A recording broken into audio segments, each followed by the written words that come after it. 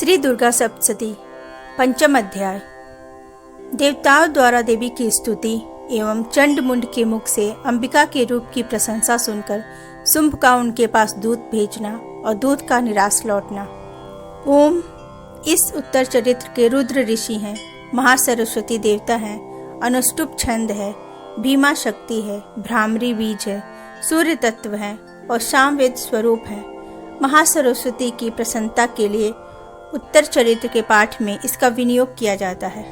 जो अपने कर कमलों में घंटा, शूल, हल, शंख, मूसल, चक्र, धनुष और बाण धारण करती हैं, शरद ऋतु के शोभा संपन्न चंद्रमा के समान जिनकी मनोहर कांति है, जो तीनों लोकों की आधारभूता और शुंभ आदि दैत्यों का नाश करने वाली हैं, तथा गौरी के शरीर से जिनका प्राकट्य हुआ है, उन महासरस्वती देवी का मैं निरंतर भजन करता हूँ। ऋषि कहते हैं, पूर्व काल में शुंभ और निशुंभ नामक असुरों ने अपने बल के घमंड में आकर सचिपति इंद्र के हाथ से तीनों लोकों का राज्य और यज्ञ भाग छीन लिए।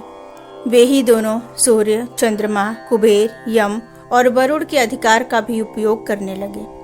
वायु और अग्नि का कार्य भी वे ही करने लगे। उन दोनों ने सब देवताओं को अपमानित, राज्य भ्रष्ट, पराजित तथा अधिकारहीन करके स्वर्ग से निकाल दिया। उन दोनों महान असुरों से तिरस्कृत देवताओं ने अपराजिता देवी का स्मरण किया और सोचा, जगदम्बा ने हम लोगों को वर दिया था कि आपत्ति काल में स्मरण करने पर मैं तुम्हारी सब आपत्तियों का तत्काल नाश कर दूंगी। यह विचार कर देवता गिरिराज हिमालय पर गए और वहां भगवती विष्णु माया की स्तुति करने लगे। देवता बोले, देवी को नमस्कार है, महादेवी शिवा को सर्वदा नमस्कार है, प्रकृति एवं भद्रा को प्रणाम है। हम लोग नियम पूर्वक जगदम्बा को नमस्कार करते हैं। रौद्रा को नमस्कार है, नित्या, गौरी एवं धात्री को बारंबार नमस्कार है। ज्योत्स्नामयी, चंद्र रूपिणी एवं सुख स्वरूपा देवी को सतत प्रणाम है। शरणागतों का कल्याण करने वाली वृद्धि एवं सिद्धि रूपा देवी को हम बारंबार नमस्कार करते हैं। नैरेत्री, राक्षसों की लक्ष्मी, राजाओं की लक्ष्मी तथा सर्वाणी शिव पत्नी स्वरूपा आप जगदम्बा को बारंबार नमस्कार है। दुर्गा, दुर्गपारा, दुर्गम संकट से पार उतारने वाली, सारा, सबकी सारभूता, सर्वकारिणी, ख्याति, कृष्णा और धूम्रा देवी को नमस्कार है। अत्यंत सौम्य तथा अत्यंत रौद्र रूपा देवी को हम नमस्कार करते हैं। उन्हें हमारा बारंबार प्रणाम है। जगत की आधारभूता कृति देवी को बारंबार नमस्कार है।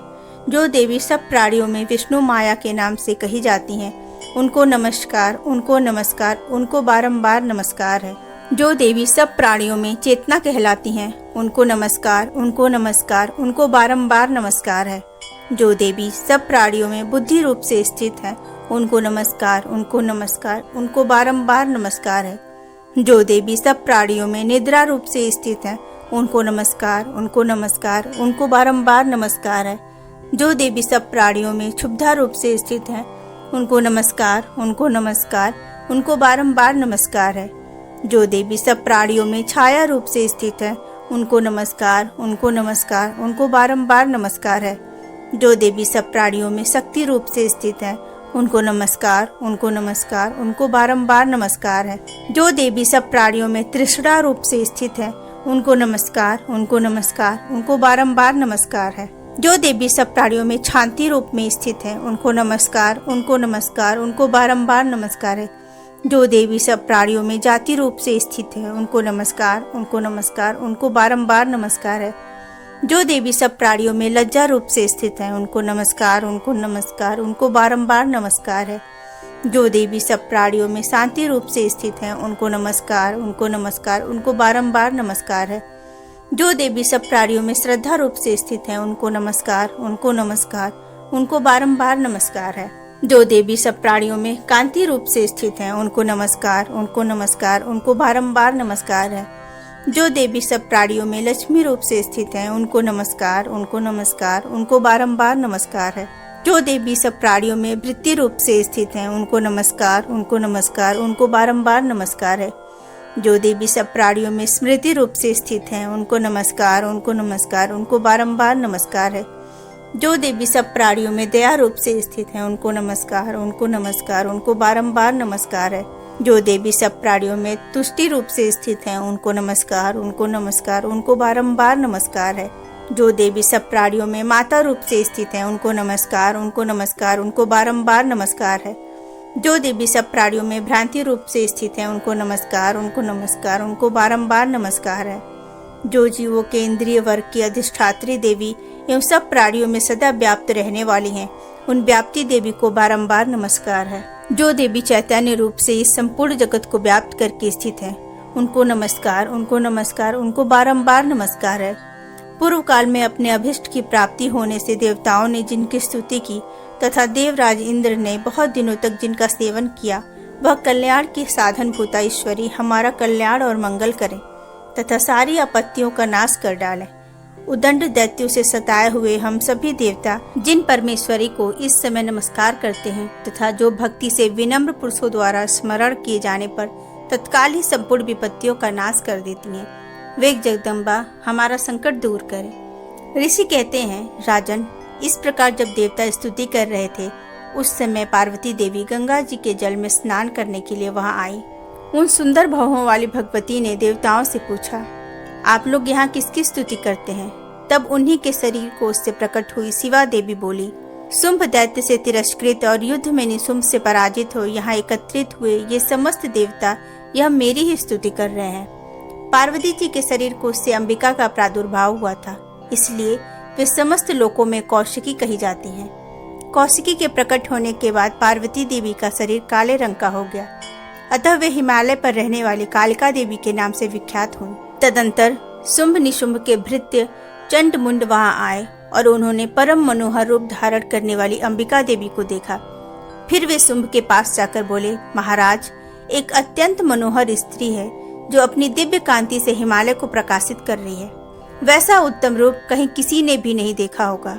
असुरेश्वर, पता लगाइए वह देवी कौन है और उसे ले लीजिए। स्त्रियों में तो वह रत्न है, उसका प्रत्येक अंग बहुत ही सुंदर है तथा वह अपने श्रीअंगों की प्रभा से संपूर्ण दिशाओं में प्रकाश फैला रही है। दैत्यराज, अभी वह हिमालय पर ही मौजूद है, आप उसे देख सकते हैं। प्रभु, तीनों लोक में मणि, हाथी और घोड़े आदि जितने भी रत्न हैं, वे सब इस समय आपके घर में शोभा पाते हैं।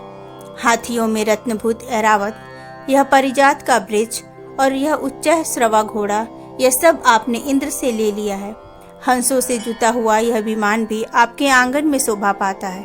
यह रत्नभूत अद्भुत विमान जो पहले ब्रह्मा जी के पास था, अब आपके यहाँ लाया गया है। यह महापद्म नामक निधिया आप कुबेर से छीन लाए हैं। समुद्र ने भी आपको किंजलकिनी नाम की माला भेंट की है, जो केसरों से सुशोभित है और जिसके कमल कभी कुम्हलाते नहीं है। सुवर्ण की वर्षा करने वाला वरुण का छत्र भी आपके घर में शोभा पाता है तथा यह श्रेष्ठ रथ जो पहले प्रजापति के अधिकार में था, अब आपके पास मौजूद है। दैत्येश्वर, मृत्यु की उत्क्रांतिदा नाम वाली शक्ति भी आपने छीन ली है तथा वरुण का पाश और समुद्र में होने वाले सब प्रकार के रत्न आपके भाई निशुंभ के अधिकार में है। अग्नि ने भी स्वतः शुद्ध किए हुए 2 वस्त्र आपकी सेवा में अर्पित किए हैं। दैत्यराज, इस प्रकार सभी रत्न आपने एकत्रित कर लिए हैं। फिर जो यह स्त्रियों में रत्न रूप कल्याणमयी देवी है, इसे आप क्यों नहीं अपने अधिकार में कर लेते? ऋषि कहते हैं, चंड मुंड का यह वचन सुनकर शुंभ ने महादैत्य सुग्रीव को दूत बनाकर देवी के पास भेजा और कहा, तुम मेरी आज्ञा से उसके सामने ये बातें कहना और ऐसा उपाय करना जिससे प्रसन्न होकर वह शीघ्र ही यहाँ आ जाए। वह दूत पर्वत के अत्यंत रमणीय प्रदेश में जहाँ देवी मौजूद थी गया और मधुर वाणी में कोमल वचन बोला। दूत बोला, देवी, दैत्यराज शुंभ इस समय तीनों लोकों के परमेश्वर हैं। मैं उन्हीं का भेजा हुआ दूत हूँ और यहाँ तुम्हारे ही पास आया हूँ। उनकी आज्ञा सदा सब देवता एक स्वर से मानते हैं, कोई उसका उल्लंघन नहीं कर सकता। वे संपूर्ण देवताओं को परास्त कर चुके हैं। उन्होंने तुम्हारे लिए जो संदेश दिया है उसे सुनो। संपूर्ण त्रिलोकी मेरे अधिकार में है, देवता भी मेरी आज्ञा के अधीन चलते हैं। संपूर्ण यज्ञों के भागों को मैं ही पृथक पृथक भोगता हूँ। तीनों लोकों में जितने श्रेष्ठ रत्न हैं, वे सब मेरे अधिकार में हैं। देवराज इंद्र का वाहन ऐरावत, जो हाथियों में रत्न के समान है, मैंने छीन लिया है। क्षीर सागर का मंथन करने से जो अश्व रत्न उच्च श्रवा प्रकट हुआ था, उसे देवताओं ने मेरे पैरों पर पड़कर समर्पित किया है। सुंदरी, उनके सिवा और भी जितने रत्नभूत पदार्थ देवताओं, गंधर्वों और नागों के पास थे, वे सब मेरे ही पास आ गए हैं। देवी, हम लोग तुम्हें संसार की स्त्रियों में रत्न मानते हैं, अतः तुम हमारे पास आ जाओ, क्योंकि रत्नों का उपभोग करने वाले हम ही हैं।